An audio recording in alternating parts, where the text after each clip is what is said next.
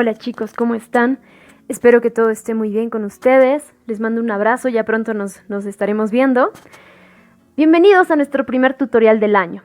Estén listos, con orejas y ojos bien atentos porque vamos a tener una información veloz, ¿sí?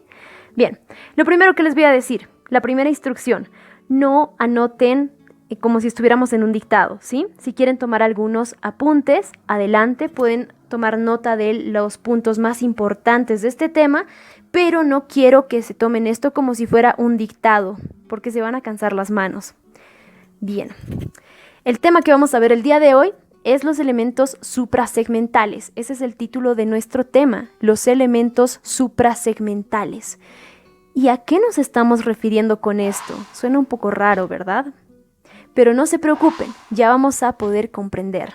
Lo primero que tenemos que hacer para entender este tema nuevo que vamos a llevar es que tiene una relación muy fuerte con el tema que hemos llevado anteriormente, sistema fonológico castellano.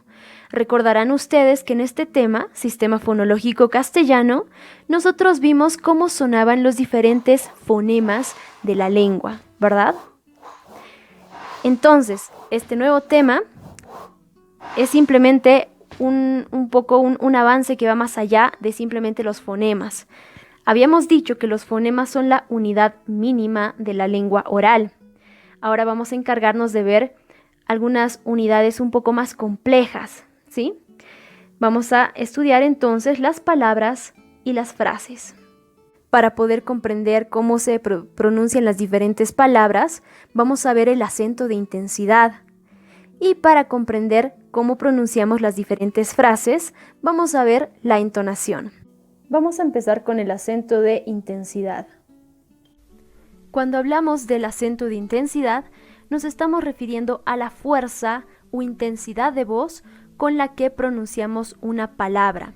Específicamente nos estamos refiriendo a cuál de las sílabas de una determinada palabra es la que nosotros acentuamos más. Pensemos en dos ejemplos para explicar esta idea, en la palabra avión y en la palabra pájaro. La palabra avión lleva un mayor golpe de voz, es decir, un mayor acento de intensidad en la última sílaba, en la sílaba vión. ¿Por qué? Pensemos, ¿cómo pronunciamos esta palabra? Avión o avión. La pronunciamos de la segunda forma, ¿verdad? Avión. Pensemos también en la palabra pájaro. Nosotros pronunciamos esta palabra poniendo el acento de intensidad en la primera sílaba.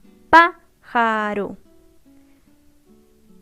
Cuando hablamos de acento de intensidad, es muy fácil recordar las palabras agudas, graves y esdrújulas, pues es a partir de este acento que éstas se clasifican. Las palabras agudas son aquellas que llevan el golpe de voz en la última sílaba, como por ejemplo caminar o feliz. Recordemos que existe una diferencia entre acento y tilde. ¿Por qué? Porque el acento simplemente hace referencia a una sonoridad más fuerte. En cambio, la tilde es esa rayita que nosotros escribimos sobre algunas vocales. El acento siempre se hace presente en cualquier palabra, así ésta lleve tilde o no. Pensemos, por ejemplo, en los dos ejemplos que hemos visto para las palabras agudas. Ambas tenían un golpe de voz, es decir, una acentuación en la sílaba final. Sin embargo, ninguna de ellas estaba tildada. Las palabras graves son aquellas que llevan el golpe de voz en la penúltima sílaba, lo que quiere decir que la mayor intensidad, la mayor fuerza de voz en estas palabras está una sílaba antes de la última sílaba. Por ejemplo, en la palabra mañana, mi fuerza de voz está en la sílaba ña y después de esta sílaba tengo una sílaba más que suena débil.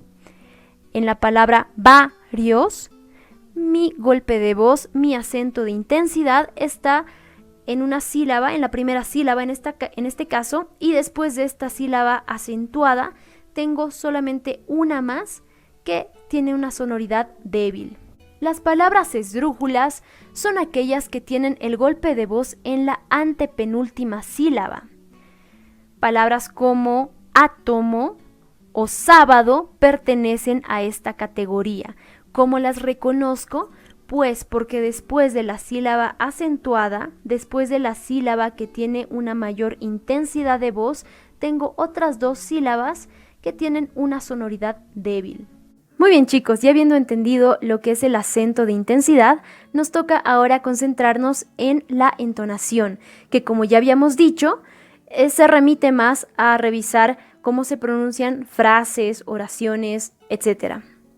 Cuando nosotros hablamos, no hablamos de manera llana, es decir, no pronunciamos, por ejemplo, hola, buenas tardes, ¿cómo están? Yo me llamo Ariadne Ávila. No tenemos ese modo robótico de hablar, sino que vamos moviéndonos en diferentes intensidades, ¿sí? Y eso sucede en cada una de las frases que nosotros pronunciamos. Al hablar de entonación, entonces, tenemos que entender que la manera de la cual nosotros hagamos nuestra curva melódica, hablamos de curva melódica cuando sentimos que hay una diferencia de sonoridad, que hay una subida y bajada de intensidades en lo que decimos, pues cuando nosotros hacemos nuestra curva sonora, estamos dotando de diferentes significados a las diferentes frases o enunciados que podemos pronunciar. Gracias a la entonación, nosotros podemos decir una misma frase y dotarla de 3 significados diferentes. ¿Cómo así? Veamos, por ejemplo, la frase "tienes tarea". Tenemos acá una profesora bastante tranquila que te está diciendo en un tono amistoso que tú tienes tarea. Pensemos en la misma frase, en la misma oración, pero pronunciada con otra curva melódica. ¿Tienes tarea? Esta es una frase que podría decirle su papá o su mamá cuando ustedes terminan su clase virtual y están almorzando o están compartiendo con ellos, ¿no? ¿Tienes tarea?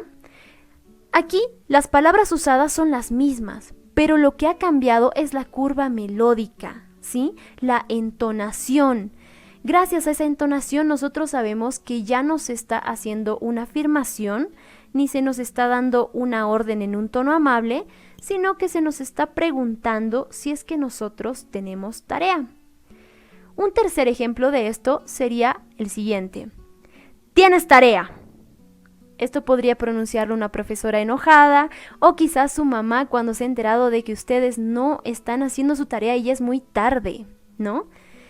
Fíjense que en todas las palabras son exactamente las mismas. Tienes tarea. Pero la entonación es la que hace variar el significado de cada una de estas frases. Ahora bien, dependiendo de la entonación, existen 3 tipos de modalidades oracionales, ¿sí?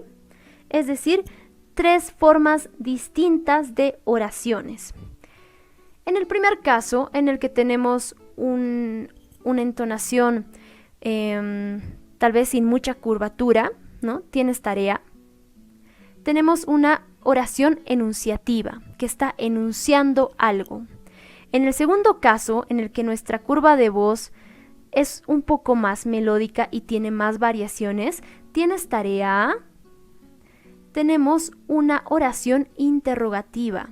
Y en el tercer caso, en el que nuestra curva de voz es un poco más cortada, ¿tienes tarea? Y un poco más dura también, nos vemos frente a una oración exclamativa. Muy bien, chicos, después de haber visto este video, ahora deben llenar el formulario que está también en el tablón de la clase.